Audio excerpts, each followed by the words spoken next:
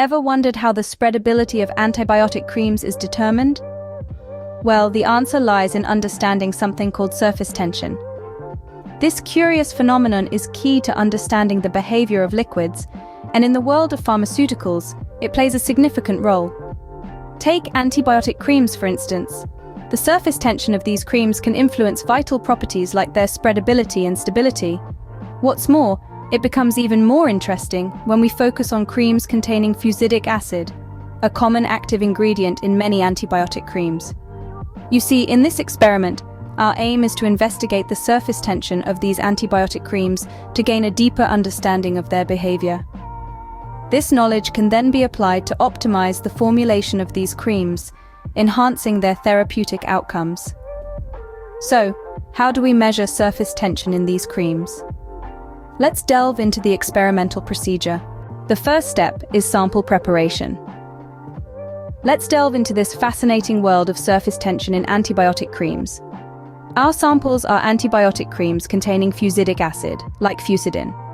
It's vital that these samples are equilibrated to room temperature before testing. This is no arbitrary rule, it's about maintaining consistency. Just imagine if we took a measurement at a chilly 10 degrees one day and a balmy 25 the next. Our results would be all over the place. So, room temperature it is. Now, with our samples all set, it's time to set up our tensiometer.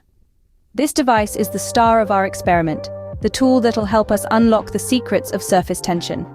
But before we dive in, we need to calibrate the tensiometer. It's like tuning an instrument before a concert. You wouldn't want to play out of tune, would you? Following the manufacturer's instructions will ensure that our tensiometer is perfectly calibrated for accurate readings. Next, we need to attach the appropriate accessories for surface tension measurement.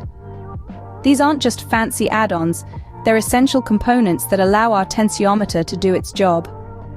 Think of them as the supporting cast, helping our star performer shine. With our samples ready and tensiometer set, we can proceed to measure the surface tension. But that's a tale for another time. For now, let's take a moment to appreciate the careful preparation that goes into this process. From equilibrating samples to calibrating the tensiometer, every step is designed to ensure that our experiment runs smoothly and our results are reliable. So, as we stand at the precipice of discovery, it's worth remembering that science isn't just about grand revelations. It's about meticulous preparation, precise setup, and a whole lot of patience. But the payoff is worth it. Unraveling the mysteries of surface tension in antibiotic creams. Now that's something to look forward to. Now comes the exciting part, measuring the surface tension. With our antibiotic cream sample at the ready, we begin by placing a small quantity of it onto the surface of distilled water contained in a clean vessel. It's essential to do this gently and with precision. We then immerse the tensiometer probe into the liquid interface, careful not to penetrate the cream layer. As the probe settles, the tensiometer comes to life, quickly capturing and displaying the surface tension reading on the instrument. This process is repeated several times to ensure accuracy, as an average value is more reliable than a single measurement. But the work doesn't stop there. We now move to the crucial stage of data analysis, where we begin to see the story behind the numbers. By calculating the average surface tension value from our multiple measurements for each antibiotic cream sample, we gain a more accurate understanding of the cream's properties. This is where the real detective work begins. We conduct a comparative analysis of surface tension values among different antibiotic creams and concentrations. It's like a puzzle, with each piece representing a different cream or concentration.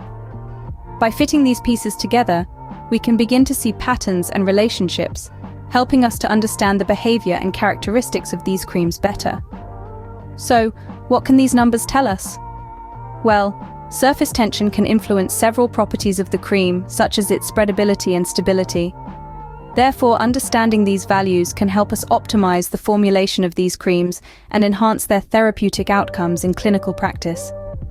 Additionally, we can also see how formulation differences, like the transition from fusidin to fusidin H cream, can impact these surface tension values.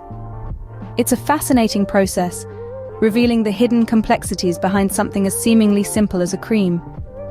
With our data in hand, we can interpret the results and discuss their implications. What do our surface tension measurements tell us about antibiotic creams? Well, it's quite fascinating. Our findings reveal that variations in surface tension values correspond with differences in cream formulations and concentrations. This means that the properties of these creams, such as spreadability and efficacy, are directly influenced by their surface tension. For instance, a cream with lower surface tension is likely to spread more easily on the skin, leading to a more efficient delivery of the active ingredient. On the contrary, a cream with higher surface tension might be more stable, but could face challenges in spreading evenly. In essence, understanding the surface tension of these creams allows us to predict and manipulate their behavior. This knowledge is invaluable in the pharmaceutical industry, as it can guide the optimization of formulation parameters. Through surface tension measurement, we can gain insights to optimize formulation parameters and enhance therapeutic outcomes in clinical practice.